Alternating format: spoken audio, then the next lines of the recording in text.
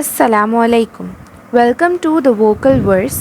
جنت کے پتے بائی نمرہ احمد. باب 5 پارٹ 1 آڈیو بک. سرخ صنوبر کے اونچے درختوں کے درمیان ہوا سرسراتی ہوئی گزر رہی تھی. وہاں ہر سو گھنا جنگل تھا. اونچے درختوں کے پتے سنہری دھوپ کو مٹی تک پہنچنے نہیں دیتے تھے. دوپہر کے وقت بھی ادھر ٹھنڈی میٹھی سی چھایا تھی. باہر اسی چھایا میں ادھر ادھر بھاگتی ببول کے سفید پھول توڑ توڑ کر ٹوکری میں بھر رہی تھی.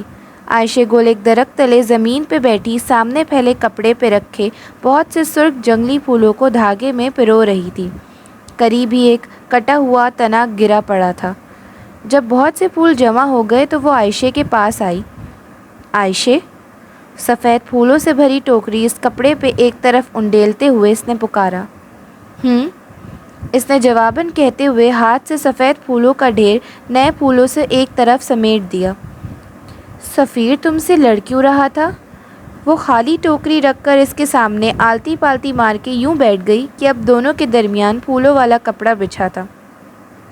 لڑ نہیں رہا تھا، اپنی بات سمجھانے کی کوشش کر رہا تھا. مگر وہ اونچا اونچا کیوں بول رہا تھا؟ بہاریں دونوں ہتھیلیوں پہ چہرہ گرائے الجھی الجھی سی پوچھ رہی تھی. گردن جھکا کر سوئی پھول میں ڈالتی عائشہ نے مسکرا کر سر جھٹکا. جب انسان دوسرے کی بات نہیں سمجھنا چاہتا تو وہ یوں ہی اونچا اونچا بولتا ہے. تمہیں پتہ ہے نا، اس کے پیرنٹس نے اس کی شادی اس کی پاکستانی کزن سے طے کر دی ہے اور وہ اس سے شادی نہیں کرنا چاہتا. کیوں نہیں کرنا چاہتا؟ اس کی مرضی نہیں ہوگی. اس نے سوئی کو پھول کی دوسری طرف سے نکال کر کھینچا. دھاگا کھنچتا چلا آیا. پھولوں کی لڑی لمبی ہوتی جا رہی تھی. شادی مرضی سے ہوتی ہے نا؟ ہاں. وہ اب بہارے کے سفید پھولوں کے ہاتھ سے ادھر ادھر ٹٹول رہی تھی. پھر جب میں بڑی ہوں گی تو میں عبدالرحمن سے شادی کروں گی. پھولوں کو سمیٹتا اس کا ہاتھ رکا. اس نے ایک خفا سی نگاہ بہارے پہ ڈالی. بری بات بہارے گل، اچھی لڑکیاں یوں ہر بات نہیں کر لیتی. مگر میں نے تو عبدالرحمن کو کہہ دیا تھا. وہ ایک دم ٹھٹک کر رک گئی اور بے یقینی سے اسے دیکھا. کیا کہا تم نے اسے؟ یہی کہ جب میں بڑی ہوں گی تو کیا وہ مجھ سے شادی کرے گا. تو اس نے کیا کہا؟ اس نے کہا تمہیں ایسی باتیں کس نے سکھائیں؟ پھر وہ سانس روکے سن رہی تھی. میں نے کہا عائشہ گل نے روانی سے بولتی بہارے ایک لخت اٹکی. کیا؟ وہ ششردہ رہ گئی. تم نے اس سے جھوٹ بولا؟ تم نے وعدہ کیا تھا کہ اب تم جھوٹ نہیں بولو گی. خدایا، وہ کیا سوچتا ہوگا میرے بارے میں. اس نے تعصب سے ماتھے کو چھوا. بہارے نے لاپرواہی سے شانے اچکائے.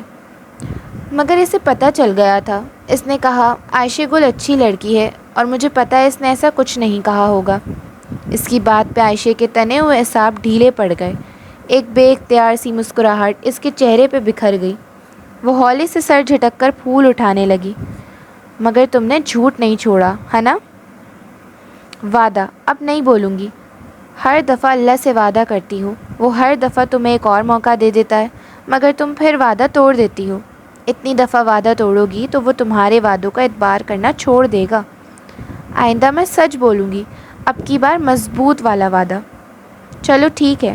وہ مسکرا دی. اب تم نے ہمیشہ سچ بولنا ہے کیونکہ جب انسان بہت زیادہ جھوٹ بولتا ہے تو ایک وقت ایسا آتا ہے جب اسے خود اپنے سچ کا بھی اعتبار نہیں رہتا. سی گلز کا گول پھڑ پھڑاتا ہوا ان کے اوپر سے گزرا. عائشہ نے گردن اٹھا کر اوپر دیکھا. وہ پرندے یقیناً پورے بیوق ادا کا چکر کاٹ کر اب سمندر کی طرف منہوں پرواز تھے. عائشہ گل. چند لمحے ان پرندوں کے پنکھ کی مانند اڑ کر بادلوں میں گم ہو گئے تو بہارے نے پکارا. بولو. وہ گردن جھکائے اپنی لڑی میں اب سرخ پھولوں کے آگے سفید پھول پرو رہی تھی. تم تو ہمیشہ سچ بولتی ہو نا، ایک بات بتاؤ گی؟ بہارے نے ذرا ڈرتے ڈرتے کہہ رہی تھی. پوچھو. عبداللہ کی بہن کسی کو کہہ رہی تھی کہ بیوق ادا کی پولیس بہت بری ہے. وہ عبدالرحمن پاشا کو کچھ نہیں کہتی اور یہ کہ وہ جزیرے کا سب سے برا آدمی ہے. عائشہ، کیا عبدالرحمن واقعی برا آدمی ہے؟ وہ رک رک کر تذبذب سے پوچھ رہی تھی. عائشہ سانس روکے سے دیکھ رہی تھی. بہارے خاموش ہوئی تو اس نے ذرا خفگی سے سر جھٹکا. نہیں، وہ بہت اچھا آدمی ہے. عبداللہ کی بہن کو کیا پتہ؟ اور تم نے کسی سے جا کر عبد الرحمن کے بارے میں کوئی بات نہیں کرنی۔ تمہیں اپنا وعدہ یاد ہے نا؟ بہارے نے گردن اس بات میں ہلا دی۔ مجھے یاد ہے۔ عائشہ دھاگا دانت سے توڑ کر لڑی کے دونوں سروں کی آپس میں گرہ لگانے لگی۔ اس کے چہرے پہ واضح اداسی بکھری تھی۔ وہ سہ پہر میں ختیجہ کے گھر سے واپس آئی تھی۔ کچھ دیر کمرے میں لیٹی رہی۔ سر درد سے پھٹا جا رہا تھا، بخار بھی ہو رہا تھا اور نیند تھی کہ آ ہی نہیں رہی تھی۔ بند کمرے میں گھٹن ہونے لگی تو وہ گھبرا کر اٹھی اور کھڑکیوں کے پردے دونوں ہاتھوں سے ہٹائے۔ سامنے لان میں کرسیوں پر ابا اور اماں کے ساتھ تایا فرقان اور سائمہ تائی چائے پیتے نظر آ رہے تھے۔ میز پہ سنیکس اور دیگر لوازمات رکھے تھے اور وہ لوگ باتوں میں مگن تھے۔ سائمہ تائی بہت سلیقے سے سر پہ دوپٹہ جمائے فاطمہ کی طرف چہرہ کیے کچھ کہہ رہی تھی۔ فاطمہ تایا فرقان کے سامنے سر پہ دوپٹہ لے لیتی تھی جو پیچھے کیچر تک ڈھلک جاتا تھا۔ ان کی آنکھیں حیا جیسی تھیں اور لوگ کہتے تھے کہ 20 سال بعد حیا ایسی ہی ہوگی، اور اب وہ سوچتی تھی کہ پتہ نہیں 20 سال بعد وہ ہوگی بھی یا نہیں۔ وہ شاور لے کر سادہ سفید ٹراؤزر پہ ٹکنوں کو چھوتی سفید لمبی قمیض پہنے ہم رنگ دوپٹہ سر پہ لپیٹے باہر آئی۔ پہلے عصر کی نماز پڑھی کہ نمازیں ان 3 دنوں میں وہ قریباً ساری پڑھ رہی تھی۔ ختیجہ کے لیے بہت ڈھیر ساری دعائیں کر کے وہ اٹھی اور پھر دوپٹہ شانوں پہ پھیلائے بالوں کو کھلا چھوڑے کچن کی طرف آ گئی۔ فاطمہ فریج سے کچھ نکال رہی تھی۔ اسے آتے دیکھا تو فریج کا دروازہ بند کر کے مسکراتی ہوئی اس کی طرف آئیں۔ شانوں تک آتے بالوں کو کیچر میں باندھے وہ عام ہولیوں میں بھی بہت جاذب نظر لگتی تھی۔ میرا بیٹا اٹھ گیا؟ انہوں نے اسے گلے لگایا، پھر ماتھا چوما۔ جی۔ وہ مسکرانا چاہتی تھی مگر آنکھیں بھیگ گئیں۔ بس صبر کرو، اللہ کی چیز تھی، اللہ نے لے لی۔ صبر اتنا آسان ہوتا تو کوئی دوسرے کو کرنے کو نہ کہتا اماں، ہر شخص خود ہی کر لیتا، مگر میں کوشش کروں گی۔ گڈ۔ اچھا باہر آ جاؤ، تایا تائی ملنے آئے ہیں۔ مجھ سے؟ ہاں، اور جہان سے بھی۔ اوہ ہاں، کدھر ہے وہ؟ اسے یاد آیا کہ وہ بھی ساتھ آیا تھا۔ بس کھانا کھا کر سو گیا تھا، ظاہر ہے تھکا ہوا تھا۔ ابھی میں نے دیکھا تو اٹھ چکا تھا، کہہ رہا تھا بس آ رہا ہوں۔ ویسے سبین کا بیٹا ذرا، وہ کہتے ہوئے جھجکی، ذرا پراؤڈ سا ہے، نہیں، وہ شروع میں یوں ہی ریزرو سا رہتا ہے، اور بعد میں؟ حیا نے گہری سانس لی۔ بعد میں بھی ایسا رہتا ہے، اس میں شروع اور بعد کے درمیان کبھی کبھی نارمل ہو جاتا ہے۔ وہ باہر آئی تو اسے دیکھ کر تایا فرقان مسکرائے۔ وہ جھک کر ان دونوں سے ملی۔ اتنے عرصے بعد ملا ہوں اپنی بیٹی سے، اور وہ بھی ایسے موقع پر۔ تمہاری دوست کا سن کر بہت افسوس ہوا، اللہ اس کی مغفرت کرے۔ آمین۔ وہ سر کے اثبات کے ساتھ تعزیت وصول کرتی اس کرسی کھینچ کر بیٹھی۔ ہوا کیا تھا اسے؟ سائمہ تائی نے ازراہ ہمدردی پوچھا۔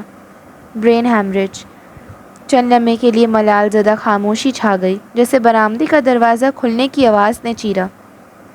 وہاں سے فاطمہ باہر آئی تھی اور ان کے ساتھ عقب میں جہان بھی تھا۔ اس نے سیاہ ٹراؤزر، جس کے دونوں پہلوؤں پہ لمبی سفید دھاری تھی، کے اوپر آدھے بازوؤں والی سرمئی ٹی شرٹ پہن رکھی تھی۔ آنکھیں خمار آلود تھیں جیسے ابھی سو کر اٹھا ہو۔ چہرہ اور سامنے کے بال گیلے تھے، وہ شاید پانی کے چھینٹے مار کر تولیے سے منہ خشک کیے بغیر ہی باہر آ گیا تھا۔ اسے آتے دیکھ کر سب اس کی طرف متوجہ ہو گئے۔ وہ لان کے دہانے پہ پہنچا تو لمحے بھر کے لیے ذرا تذبذب سا گھاس کو دیکھا، پھر ایک نگاہ سامنے بیٹھے افراد کے قدموں پر ڈالی جو جوتوں میں مقید تھے، پھر ذرا جھجک کر گھاس پہ چلتا ہوا ان تک آیا۔ حیا جانتی تھی کہ وہ کیوں جھجکا ہے۔ ترکی میں گھاس پہ جوتوں سے چلنا سخت معیوب سمجھا جاتا تھا، اور موقع ملنے پہ وہ اور ڈی جے اپنی دلی تسکین کے لیے گھاس پہ ضرور جوتوں سے چل کر دیکھتی تھی۔ شکر ہے تمہاری شکل تو دیکھی ہم نے۔ اس سے مل کر رسمی انداز میں سب کا حال احوال پوچھ کر تایا فرقان نے گھنی مونچھوں تلے مسکراتے ہوئے کہا تھا۔ تھینکس۔ وہ رسماً کبھی نہیں مسکرایا اور اسی سرد انداز میں کہتا حیا کے مقابل کرسی کھینچ کر بیٹھا۔ وہ یہاں آنے پہ قطعاً راضی نہ تھا، وہ جانتی تھی۔ سبین نے تو گویا قسم کھا رکھی ہے کہ ہمیں اپنے بیٹے کی شکل نہیں دیکھنے دے گی۔ اسے کیسے خیال آیا تمہیں بھیجنے کا؟ اس کے لیے دیے سے انداز کا اثر تھا کہ تایا فرقان کے مسکراتے لہجے کے پیچھے ذرا سی چبھن در آئی۔ ممی کو اپنی بھتیجی کو اکیلے بھیجنا آکورڈ لگ رہا تھا، سو مجھے آنا پڑا۔ بغیر کسی لگی لپٹی کے اس نے کہہ ڈالا، منگیتر منقوا کے الفاظ تو دور کی بات، اس نے تو میری کزن تک نہیں کہا تھا۔ گویا رشتوں کی حدود واضح کی۔ سلیمان صاحب کے ماتھے پہ ذرا سی شکن ابھر آئی اور سائمہ تائی کے لبوں کو ایک معنی خیز مسکراہٹ نے چھو لیا۔ حیا بالکل لاتعلق سی لان کی کیاریوں میں اگے پھولوں کو دیکھنے لگی۔ وہ اور ڈی جے ہمیشہ ٹاکسن پارک سے پھول چرانے کی کوشش کرتے تھے، مگر پارک کا کیئر ٹیکر ان پر بڑی سخت نگاہ رکھتا تھا۔ اور تمہاری ممی کب آئیں گی؟ سلیمان صاحب نے چائے کا گھونٹ بھرتے ہوئے پوچھا۔ ممی کی بھتیجی اور تمہاری ممی، اس کے گھر کے مرد آج بہت تول کر الفاظ ادا کر رہے تھے۔ کچھ کہہ نہیں سکتا، اس نے شانے اچکا دیے۔ جہان، جوس لوگے یا چائے یا پھر کافی؟ فاطمہ نے چائے کی خالی کپ ٹرے میں رکھتے ہوئے اس کو مخاطب کیا۔ وہ مردوں کی بنسبت اس کو داماد والا پروٹوکول دے رہی تھی۔ بس ایپل ٹی بہت ہے، اس نے روانی میں کہہ دیا، مگر فاطمہ کی آنکھوں میں ابھرتی ناسمجھی دیکھ کر لمحے بھر کو متذبذب ہوا، پھر فوراً تشریح کی۔ بس چائے۔ فاطمہ نے مسکرا کر سر ہلایا اور ٹرے اٹھائے اندر کی طرف بڑھ گئی۔ تو بیٹا، آپ کی اسٹڈیز کمپلیٹ ہو گئیں؟ سائمہ تائی اب بہت میٹھے لہجے میں پوچھ رہی تھی۔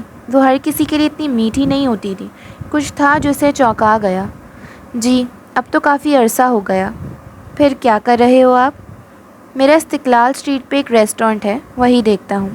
جواباً سائمہ تائی ذرا حیران ہوئی، البتہ طاہر فرقان نے متانت سے سر ہلاتے اپنے تاثرات چھپا لیے۔ وہ جانتی تھی کہ وہ لوگ استقلال اسٹریٹ کی قیمتی زمین کی اہمیت کو نہیں سمجھتے، اس لیے متاثر نہیں ہوئے، اور گو کہ وہ اپنی لاتعلقی توڑنا نہیں چاہتی تھی، پھر بھی دھیرے سے بولی تھی۔ استقلال اسٹریٹ پہ ایک ریسٹورنٹ کا مطلب ہے لاہور کی ایم عالم روڈ پہ 2 ریسٹورنٹس۔ وہ کہہ کر کیاریوں کو دیکھنے لگی۔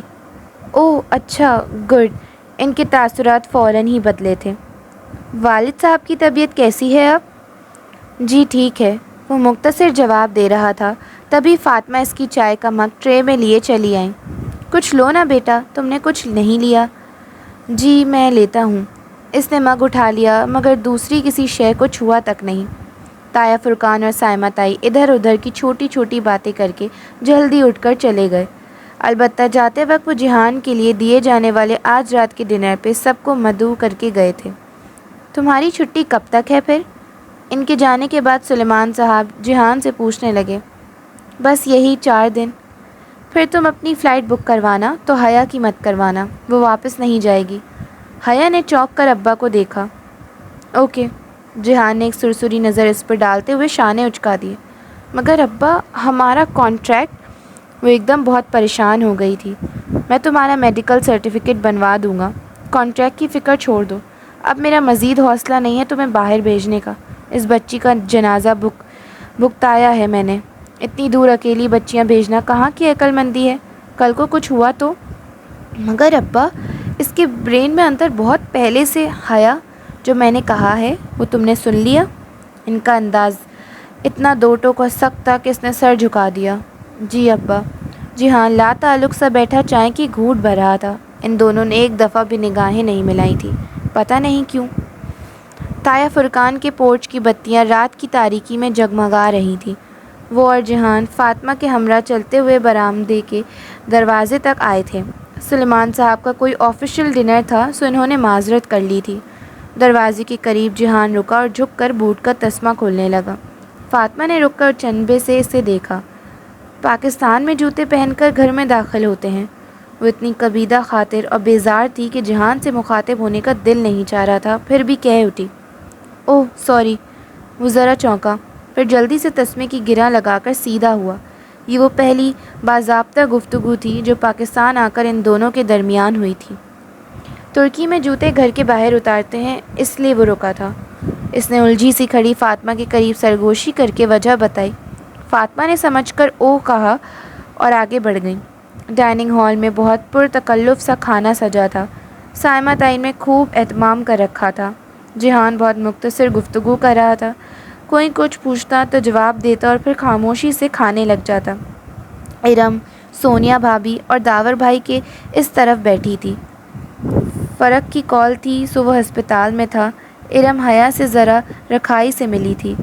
اس کا کھچا کھچا اور خاموش سا انداز حیا کو ساری وجہ سمجھا گیا۔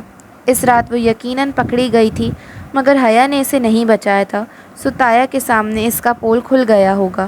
اسی لیے وہ حیا کو اس سب کا ذمہ دار سمجھتی تھی، مگر اس نے اثر نہیں لیا۔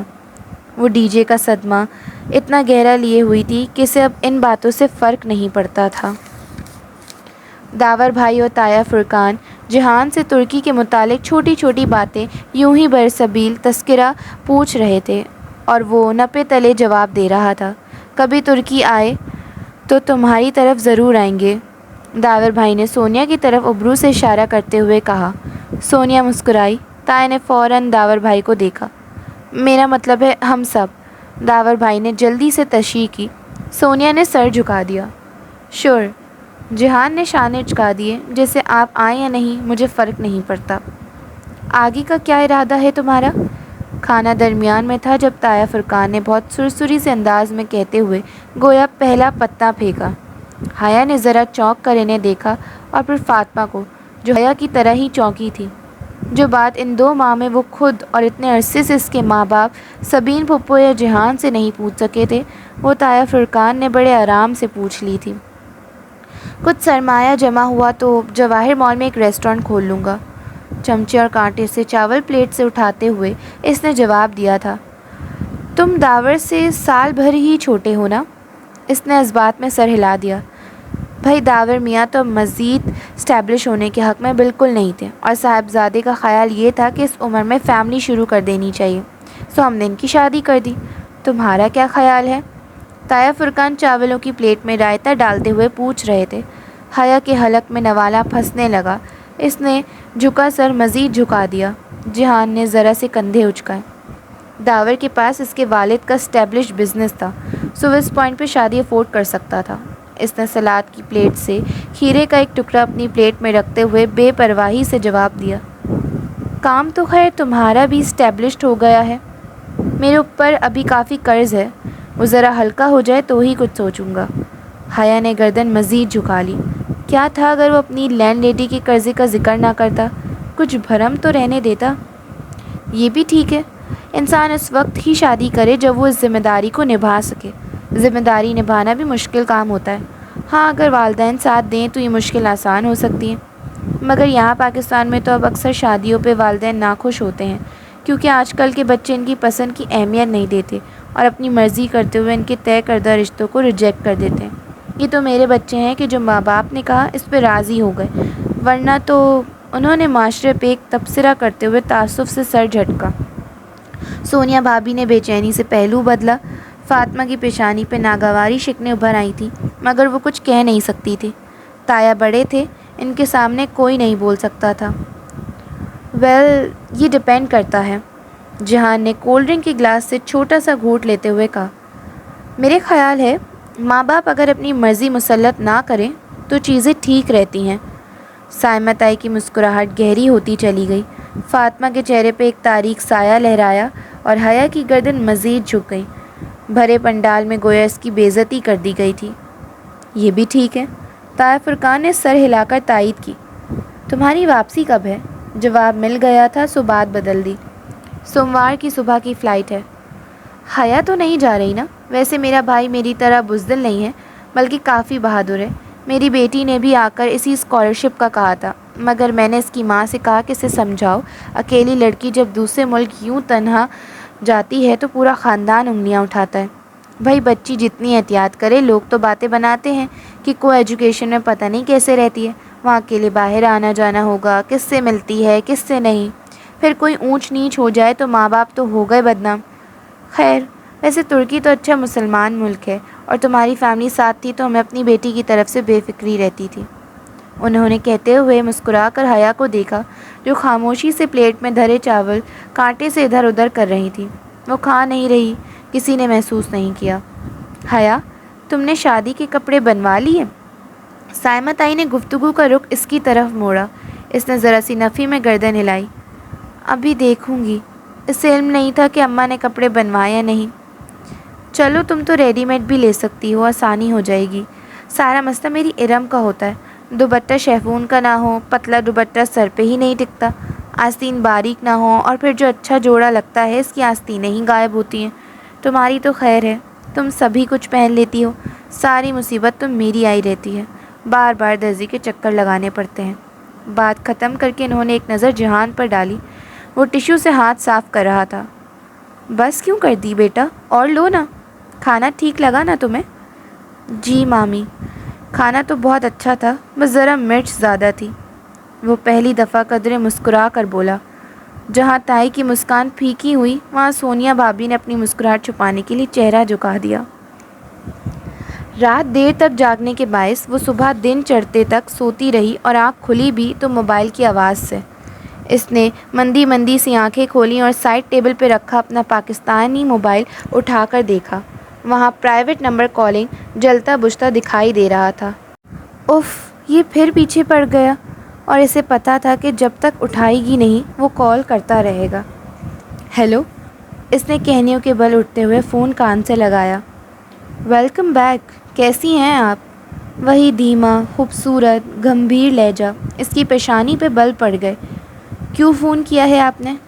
آپ کی دوست کا سنا تھا، بہت افسوس ہوا۔ آئندہ آپ کو کبھی افسوس ہو یا خوشی ہو مجھے فون مت کیجیے گا۔ آپ اتنی بدگمان کیوں رہتی ہیں؟ آپ اگلے بندے کی پوری بات کیوں نہیں سنتی؟ مجھے کہنے تو دیں جو کہ مجھے کہنا ہے۔ اور اسے جیسے غصہ آیا تھا۔ دیکھیں، میں جانتی ہوں کہ آپ کون ہیں، میں یہ بھی جانتی ہوں کہ آپ کس کے بیٹے ہیں، اور یہ بھی کہ آپ کا میرے خاندان سے کیا ایشو ہے، مگر بات جو بھی ہے اس کا مجھ سے کوئی واسطہ نہیں ہے۔ آپ آئندہ فون کریں گے بھی تو میں نہیں اٹھاؤں گی۔ خدا حافظ۔ اس نے زور سے بٹن دبا کر فون بند کیا اور تکیے پہ اچھال دیا۔ پتہ نہیں کون سا گناہ تھا اس کا جو وہ شخص اس کے پیچھے پڑ گیا اور اپنے ساتھ بہت سے مسئلے اس کے پیچھے لگا دیے۔ شام میں فاطمہ کے بے حد اصرار اور پھر ناراض ہونے کی دھمکی کے بعد حیا وہ کامدار انارکلی فراک پہننے پہ راضی ہوئی جو رنگ کے فرق کے ساتھ تمام لڑکیوں نے مہندی کے لیے بنوائے تھے۔ اس کا قطعاً تیار ہونے کو دل نہیں چاہ رہا تھا، مگر فاطمہ نے اس کی ایک نہیں سنی۔ جو ہو چکا ہے ہم اسے بدل تو نہیں سکتے، پھر لوگوں کو خود پہ تمسخر کرنے کا موقع کیوں دیں؟ فریش ہو کر جاؤ ورنہ تمہاری تائی کوئی نہ کوئی قصہ بنا دیں گی۔ لمبا انارکلی فراک گہرے سبز رنگ کا تھا اور اس پہ دبکے کا سلور کام تھا۔ ساتھ میں سونیا بھابھی نے اس کو اپنا سبز اور سلور پراندہ باندھ دیا کہ سب لڑکیاں پراندے پہن رہی تھیں۔ سلور ٹیکا بھی سونیا نے ہی اس کی پیشانی پہ سجایا، مگر کسی بھی قسم کے سنگھار کے لیے وہ قطعاً راضی نہ تھی۔ اچھا کاجل تو ڈال لو۔ سونیا اس کے ساتھ سیڑھیوں کے اوپر کھڑی اسے کاجل تھمانا چاہ رہی تھی، مگر اس نے چہرہ پیچھے کر لیا۔ وہ اس وقت تایا فرقان کے گھر میں تھی۔ سیڑھیوں سے نیچے لاؤنج میں ہر طرف رشتہ داروں کی چہل پہل تھی۔ مہوش اور سہرش کی چھوٹی بہن ثنا کیمرہ لیے ادھر ادھر بھاگ رہی تھی۔ اس کا فراک سرخ کلر کا تھا، سونیا کا اپنی بری کا تھا ہلکا گلابی۔ نہیں رہنے دے بھابھی، اس نے بددلی سے چہرہ پیچھے ہٹایا۔ چاندی کے گول ٹیکے نے دھلے دھلائے چہرے کو سجا دیا تھا۔ سونیا تعصب سے سر جھٹک کر گویا اس پہ ماتم کرتی سیڑھیاں اتر گئی۔ اس نے ایک آخری نگاہ دیوار پہ آویزہ آئینے پہ ڈالی، کامدار سبز دوپٹہ کندھے پہ ڈالا اور دوسرا پلو بائیں بازو سے آگے کو نکال لیا اور پلٹ کر سیڑھیاں اترنے لگی۔ تبھی اس نے جہان کو دیکھا۔ وہ سب سے لاتعلق سے اپنے موبائل پہ کچھ پڑھتا سامنے سے چلا آ رہا تھا۔ فاطمہ اس کے لیے 2-3 کرتے لے آئی تھیں اور اس وقت اس نے ان میں سے ایک سیاہ والا کرتا زیب تن کر رکھا تھا جس کے گلے پہ سنہرے دھاگے کا کام تھا۔ آستین کہنیوں تک مڑے وہ شاید کوئی میسج لکھ رہا تھا۔ وہ سہج سہج کر باریک ہیل سے زینے اترنے لگی۔ ٹاکسم والا واقعہ سے نہیں بھولتا تھا۔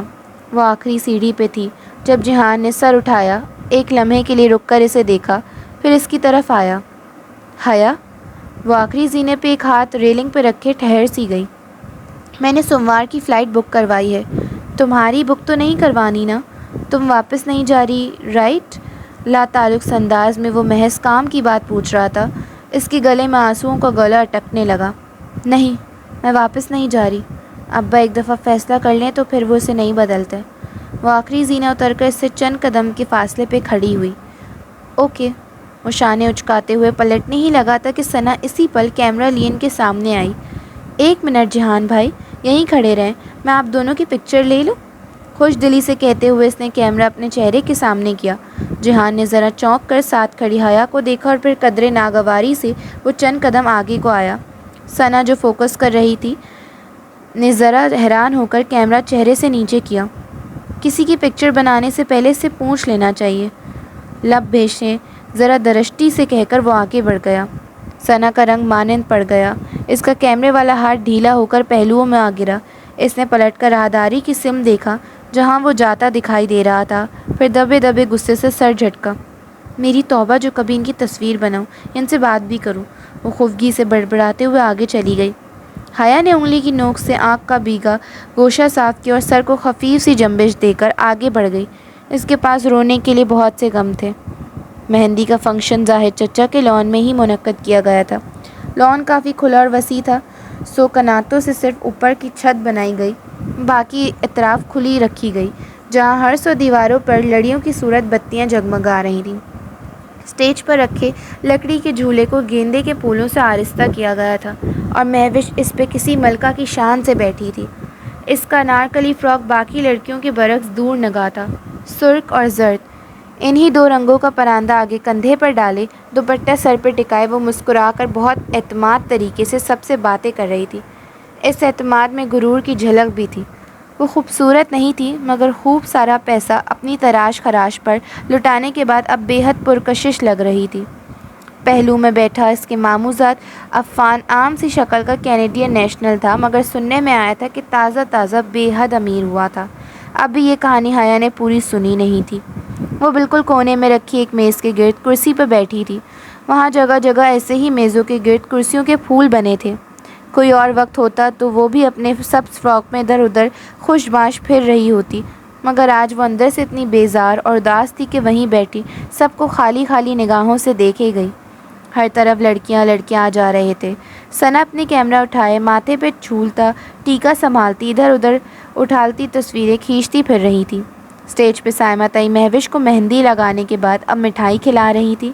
ارم بھی وہیں تھی۔ اس کا نارکلی فراک ہلکا فیروزی تھا اور کبھی وہ دوپٹہ گردن میں ڈال لیتی تو کبھی سر پہ کر لیتی کہ خواتین اور مردوں کا ایک ہی جگہ انتظام تھا اور طاہر فرقان بھی آس پاس ہی تھے۔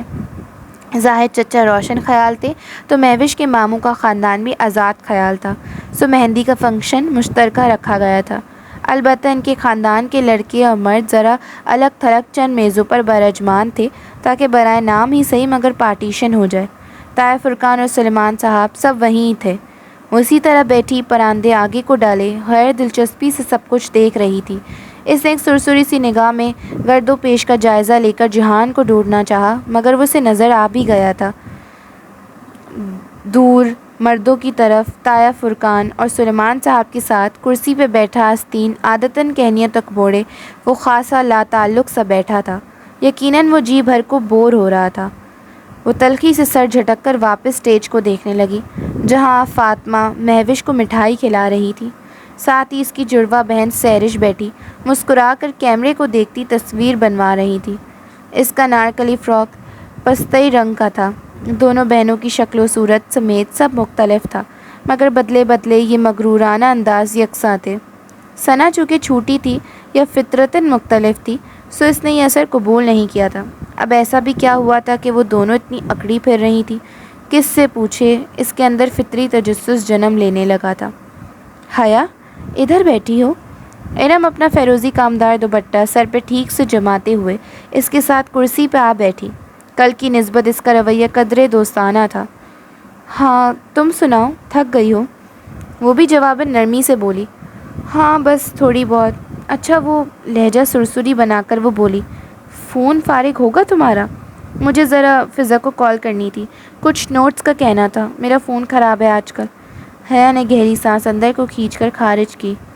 تو ارم سے اس کا فون بھی لے لیا گیا تھا؟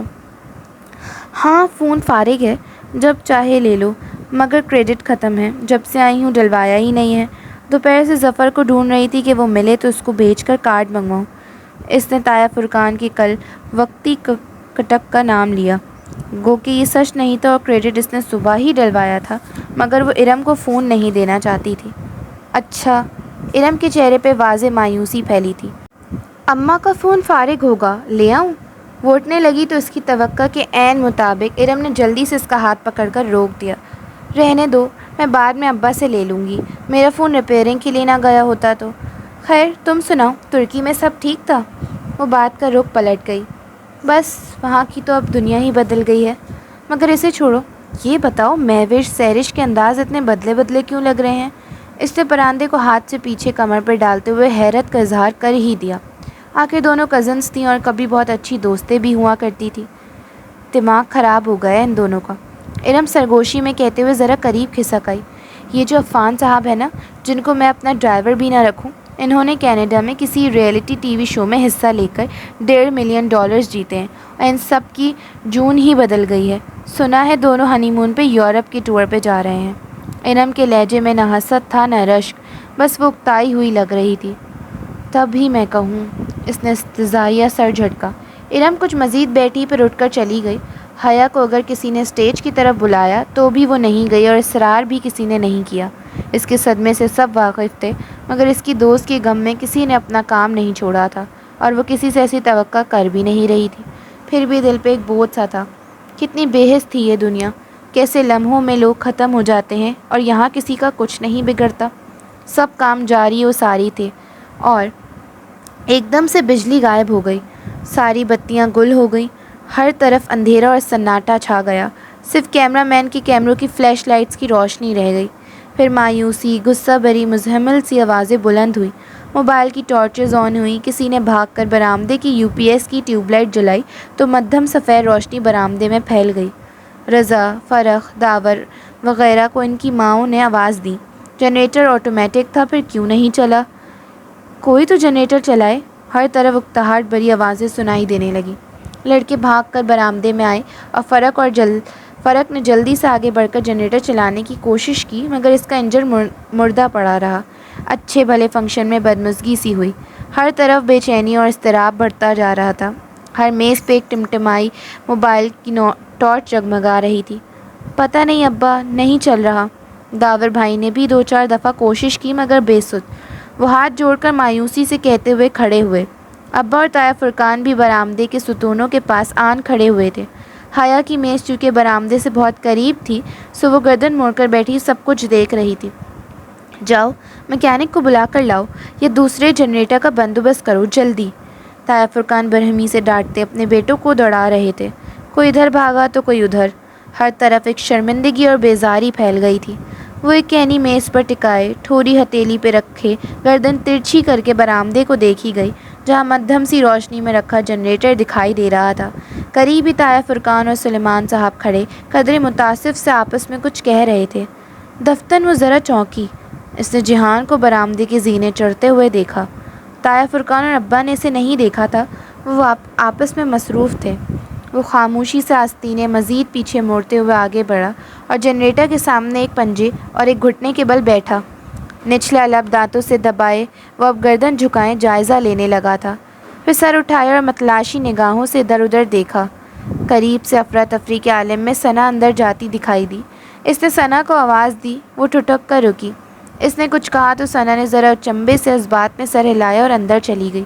چند لمحوں بعد اس کی واپسی ہوئی تو چھری، پیچکس اور ایسی چند چیزیں اس کے ہاتھ میں تھیں۔ جہان کے ساتھ وہ سب رکھ کر وہ خود بھی وہیں کھڑی ہو گئی۔ وہ جنریٹر کا کور اتار رہا تھا، تبھی تایا فرقان کی نگاہ اس پہ پڑی تو وہ چونکے۔ وہ بغیر اپنے کرتے کی پرواہ کیے زمین پہ بیٹھا جنریٹر میں ہاتھ ڈال کر کچھ دیکھ رہا تھا۔ تایا فرقان کی نگاہوں کے تعاقب میں سلیمان صاحب نے بھی اس طرف دیکھا۔ فیول والف میں کچھ پھنس گیا ہے، ابھی صاف ہو جائے گا۔ اس کی آواز مدھم سی حیا تک پہنچی تھی۔ ثنا بہت حیرت، بہت متاثر سی اس کے ساتھ کھڑی اس کو کام کرتے دیکھ رہی تھی، جو بالکل کسی ماہر میکینک کے انداز میں بہت مہارت سے تارے ادھر ادھر کر رہا تھا۔ چونکہ ہر سو اندھیرا تھا اور روشنی صرف برآمدے میں تھی، سو برآمدے کا منظر سارے منظر پہ چھانے لگا۔ لڑکیاں اور رشتہ دار خواتین مڑ مڑ کر اس طرف دیکھ رہی تھیں۔ ماحول پہ چھائی بے چینی ذرا کم ہوئی۔ اس نے کور واپس ڈالا، اس کے ہاتھوں پہ کالک لگ گئی تھی۔ پھر اس نے جنریٹر کا لیور کھینچا اور پیچھے کو ہٹا تو ساتھ ہی ایک جھماکے سے ساری بتیاں روشن ہو گئی۔ اتنی تیز روشنی سے حیا کی آنکھیں لمحے بھر کو چندی آئیں۔ اس نے بے اختیار انہیں میچ کر دھیرے دھیرے کھولا۔ ثنا خوشی اور تشکر سے کچھ کہتے ہوئے چیزیں اٹھا رہی تھی۔ وہ ہاتھ جھاڑتے ہوئے اٹھ رہا تھا۔ ثنا نے اس کے ہاتھوں کی طرف اشارہ کر کے کچھ کہا تو وہ اسی سنجیدگی سے سر ہلا کر اندر چلا گیا۔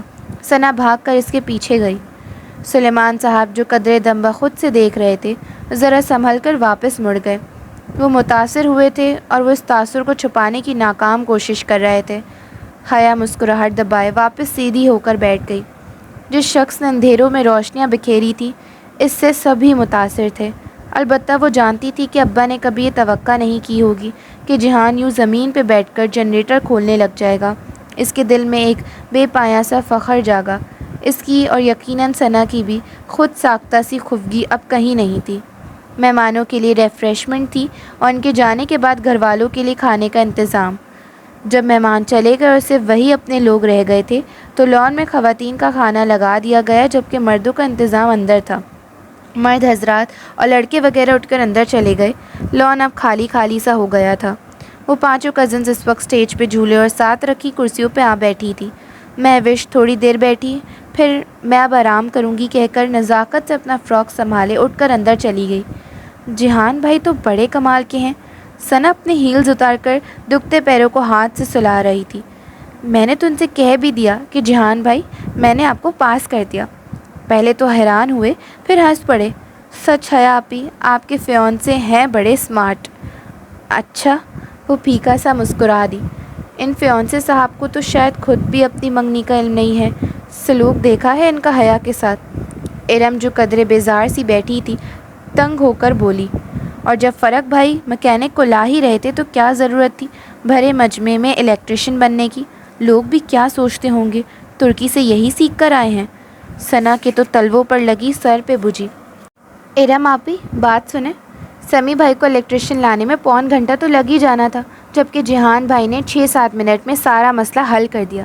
اور امیج کی کیا بات ہے، لوگ تو امپریس ہی ہوئے ہوں گے۔ ہاں بہت امپریس ہوئے ہوں گے کہ ہمارا ٹرکش کزن باورچی ہونے کے ساتھ ساتھ میکینک بھی ہے۔ ارم بڑے تمسخر سے ہنس کر اٹھ گئی۔ ثنا نے غصے بھری نگاہوں سے گردن موڑ کر اسے جاتے دیکھا۔ ارم آپی بھی نا ہر وقت مرچیں ہی چباتی رہتی ہیں۔ اچھا جانے دو، اس کی تو عادت ہے۔ تو مجھے آج کی پکچرز دکھاؤ، اس کے بعد کھانا کھائیں گے۔ اس نے کہا تو ثنا سر ہلاتی اٹھ کھڑی ہوئی۔ وہ دونوں ساتھ ساتھ چلتی اندر آئی تھیں۔ لاؤنج میں سارے مرد حضرات بیٹھے تھے۔ جہان بھی ادھر ہی تھا، ایک سنگل صوفے پہ بیٹھا۔ وہ غور سے داور بھائی کی باتیں سن رہا تھا جو وہ اپنے مخصوص انداز میں بآواز بلند کچھ کہہ رہے تھے۔ وہ دونوں تیز تیز چلتی لاؤنج کے سرے پہ بنے دروازے تک آئیں۔ وہ باہر کھڑی رہ گئی جبکہ ثنا نے دھیرے سے دروازہ کھول کر اندر جھانکا۔ وہ مہوش کا کمرہ تھا جس کے اندر ثنا کا کیمرہ رکھا تھا۔ نائٹ بلب کی مدھم روشنی میں بیڈ پہ لیٹی آنکھوں پہ بازو رکھے مہوش نظر آ رہی تھی۔ ثنا دبے قدموں اندر گئی اور ڈریسنگ ٹیبل سے کیمرہ اٹھایا۔ آہٹ پہ مہوش نے بازو ہٹایا۔ کیا ہے ثنا، سونے دو نا مجھے، وہ تنگ کر بولی۔ سوری آپی، بس جا رہی ہوں۔ ثنا کیمرہ اٹھا کر جلدی سے باہر آئی اور دروازہ بند کیا۔ ایک تو مہوش آپی بھی نا، وہ ذرا خفگی سے کہتی اس کے ساتھ کچن کی جانب بڑھ گئی۔ ایک دفعہ پھر لاؤنج سے گزر کر وہ دونوں کچن میں آئی تھی اور حیا جانتی تھی کہ وہ بنا میک اپ کی بھی اتنی خوبصورت لگ رہی تھی کہ اس کے بہت سے کزنس نے نگاہوں کا زاویہ موڑ کر اسے دیکھا ضرور تھا، البتہ وہ جس کے دیکھنے سے فرق پڑتا تھا ویسے ہی داور بھائی کی جانب متوجہ تھا۔ وہ دونوں اب کچن میں کاؤنٹر کے ساتھ ٹیک لگائے کھڑی ثنا کے ہاتھ میں پکڑے کیمرے کی چمکتی اسکرین پہ گزرتی تصاویر دیکھ رہی تھی جنہیں ثنا انگوٹھے سے بٹن دباتی آگے کرتی جا رہی تھی۔ تبھی دھاڑ سے دروازہ کھل کر بند ہونے کی آواز آئی۔ ان دونوں نے چونک کر سر اٹھایا۔ داور بھائی یہ کیا تماشا ہے؟ وہ ضبط کھو کر چلانے والی مہوش تھی۔ لمحے بھر کو تو وہ دونوں ساکت رہ گئی، پھر ایک دم سے دوڑ کر چوکھٹ تک آئیں۔ لاؤنج میں جیسے سب کو سانپ سونگھ گیا تھا۔ سب ششردر سے مہوش کو دیکھ رہے تھے جو اپنے کمرے کے دروازے کے آگے کھڑی کمر پہ ہاتھ رکھ کے چلا رہی تھی۔ یہ کون سی جگہ ہے تقریریں کرنے کی؟ کسی کو میرا احساس ہی نہیں ہے کہ میں نے آرام بھی کرنا ہے۔ کل سارا دن میرا پارلر میں گزر جائے گا، مگر آپ تو میرے سر پہ چیخ رہے ہیں۔ آپ کو آہستہ بولنا نہیں آتا؟ حد ہو گئی۔ وہ پیر پٹک کر واپس مڑی اور اپنے پیچھے سی دھاڑ سے دروازہ بند کیا۔ لاؤنج میں یکدم موت کا سناٹا چھایا تھا۔ سب کو ایسا جھٹکا لگا تھا کہ بیان سے باہر تھا۔ پھر ایک دم سے جہان اٹھا۔ داور، فرق، مجھے گھر ڈراپ کر دو گے یا میں تم میں سے کسی کی کار لے جاؤں؟ وہ تنے ہوئے نقوش کے ساتھ بہت قطعیت سے پوچھ رہا تھا۔ اس کے سوال پہ سلیمان صاحب، طاہر فرقان اور ان کے تینوں بیٹے ایک جھٹکے سے اٹھے۔ وہ جواب سننے کے لیے نہیں رکا، تیزی سے بیرونی دروازے کی جانب بڑھ گیا تھا۔ وہ سب اس کی معیت میں باہر نکل گئے۔ ذرا پریشان سے زاہد چچا اور رضا بھی ان کے پیچھے لپکے۔ مہوش آپی، آئی کانٹ بلیو دس۔ ثنا نے بے حد تحیر سے نفی میں سر ہلایا۔ اس کی آنکھیں ڈبڈبا گئی تھیں۔ حیا نے افسوس سے اسے دیکھا اور پھر خالی پڑے لاؤنج کو۔ ابا لوگ بہت غصے میں گئے ہیں، مجھے لگتا ہے کہ ہمیں بھی ابھی چلنے کا کہیں گے۔ اسی پل اس کا فون بجنے لگا۔ اس نے موبائل سامنے کیا۔ ابا کالنگ۔ باہر پہنچنے کا بلاوا آ گیا تھا۔ سوری ثنا۔ اس نے بے بسی سے شانے اچکائے، پھر اس کا کندھا تھپتھپایا۔ کل شادی کے فنکشن تک سب کا غصہ اتر چکا ہوگا، فکر نہ کرنا، اچھا؟ کہہ کر وہ تیزی سے باہر لپکی۔ Subscribe for the next part of Jannat ke پتے۔ ٹل دین اللہ حافظ۔